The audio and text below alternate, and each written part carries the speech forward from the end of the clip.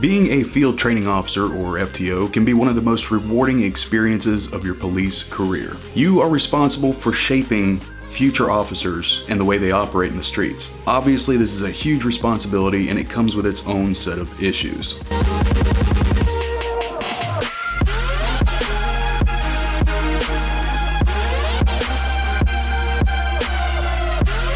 Hey guys, what's going on? I hope you are having a fantastic week so far. The FTO, also known as the Field Training Officer. These are the officers that are responsible for training people that are fresh out of the academy. From a trainee's first day on the road until the day they get their own vehicle instead of keys, their FTO is responsible for them. And a lot of people say the overall quality of a police department can be determined by how people were trained. So needless to say, being an FTO adds a whole new layer of responsibility as well as liability. And what a lot of people don't realize when they go into this line of work is that FTOs can be responsible and be called to court for decisions that somebody they trained made on the street. Sometimes if an officer gets federally indicted on something, a lot of times everybody that was responsible for training them, it doesn't matter if it's 10 or 15 years down the road, can be subpoenaed to court. Once they come to court, they have to testify exactly how they train them and provide training documentation on that individual. And teaching young officers can be a very frustrating task. It can be very difficult and very challenging, especially when you get the gung-ho guys that are so overly eager to make an arrest. On the same hand, this can be a very rewarding position because you are molding and transforming somebody into this proficient and professional officer. I have personally never been officially certified as an FTO. Most agencies require the officer to go to some sort of school and graduate from that school to become certified as an FTO.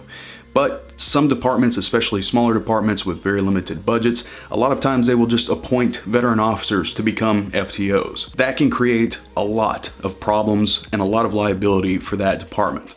The last department I was at, even though I wasn't officially an FTO, there were times where they put people with me and they were like, hey, we need you to train this guy. And being an FTO is very similar to just being a teacher, except the curriculum can cost you your life. Now, every officer learns differently, so it's very important to adjust the way you train somebody based on kind of working at their own pace. The FTO program is usually broken up either into weeks or in phases, which can be like 2-week increments. And usually the first phase, which is phase 0 or sometimes phase 1, it just depends on the department.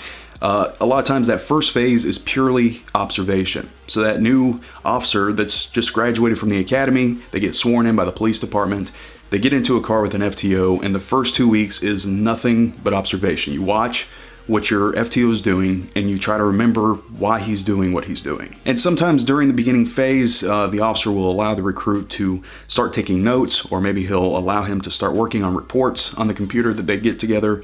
It just depends on the department, their policy, and that particular FTO. And this is a very crucial time for the recruits to be learning the streets. And if you live in a major city where there's just no way you're gonna remember every single street in your FTO period, at least learn to remember to try to pay attention to where you're at all times. What block of what street am I on every time I turn the corner? It's very important to know that, because if shit goes south, you need to be able to let dispatch know location and what's going on. Most FTOs are required to keep some sort of a daily checklist or daily observation report, or DOR, to document the progress that their trainee is making throughout the FTO process. Normally, whenever you start FTO, you're gonna get ratings that are 1 or 2, okay? They're gonna be very low. Even if you're doing exceptionally well, the FTO's job is to show progression in their trainee. So don't expect to be getting 4s and 5s, by the time you're second or third week in. Most FTO programs are anywhere between 12 and 18 weeks normally. And some departments require their trainees to take a quiz or a test every Friday to kind of see their progression and what they've learned. And these tests can consist of anything from departmental policy to state law to 10 codes, whatever that particular department has deemed necessary for that trainee to know. And I know of instances where an FTO might generate a fake case number so that trainee can learn how to use the computer program that we do for the reporting system. My FTO program 10 years ago was very interesting. Mine got progressively harder. It didn't get progressively easier. And I don't know, I'm sure I've probably talked about this in another video. So my very first FTO, it was a female. She was in her late 30s. Super nice woman. We were friends for a long time. I haven't talked to her in a long time, but she was really nice. And she let me do whatever I wanted. Well, when I first started, my big thing was traffic stops. I didn't know what the hell I was doing. Safety was like out the window, dude. And she just kind of let me learn. But she was very knowledgeable. I do remember there were nights where she was just on her phone and she would just randomly like ask me a question or something, and I had to answer it. But other than that, it was very smooth sailing. So after I finished with her, I remember going to another guy, and he was a little bit more strict. He was a little bit more by the book. He stayed on top of me about knowing definitely the roads. I remember specifically he was huge on me knowing the roads. So after I left him, I then went to, I had another FTO. I had a total of 4, but one of them I only had for one night. So the last FTO I had was actually the sergeant of the shift, which was nerve-wracking in its own. So I'm riding with the sergeant, and if I was going 2 miles an hour, just 2 miles an hour, above the posted speed limit, he would tell me to slow down. Very frustrating, especially when your first FTO kind of lets you drive however you want it to drive. But he taught me a good lesson, and that was, if you're going to be enforcing laws, you need to be setting the example for the people that you are stopping. And it made perfect sense, although I didn't necessarily agree with it at the time because I was a dumb 20-year-old kid that thought he knew everything. But either way, he made a lot of good points. I learned a lot from him, mainly because at the time, he had been a cop for 20 years. So, and now I'm sure over 30 years. So he had a lot of good knowledge that he was willing to share with me. And it's very good to talk to older officers that have been in the department and try to learn from them. But kind of take everything that everybody says with a grain of salt, because everybody kind of has their own opinions.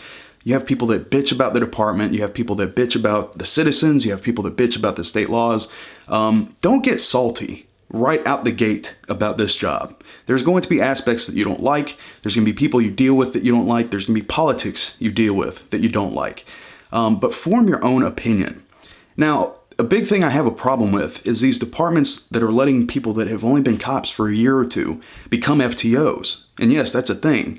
I think you need to be a cop for at least 4 years before you're even considered as an FTO. Because really, with this job, and it also depends on where you work, I don't think you can become a very independent, proficient officer until about at least 3 or 4 years in. Like, it takes a long time, because you have to think, guys, this job is so random, okay? None of these calls that come out are planned. So you have to kind of learn as you go. You might work for a department for 8 years and never have an armed robbery. But the moment you get one, you're not going to know what to do. So after a few years of accumulating all that experience, now you know how to handle different situations, and that's what makes you a better, more well-rounded officer. Anyway, guys, that is it for today. Thank you so much for watching. Hopefully that answered your questions about the FTO program. If you do have any additional questions, try to leave them in the comment section below, and I'll try to address them as much as I can. And if you guys have enough questions that maybe I didn't answer, maybe I could do a part 2 video. Who knows? But either way, guys, thank you so much for watching today. I do appreciate it. I hope you have a fantastic rest of your week, and I will see you guys very, very soon.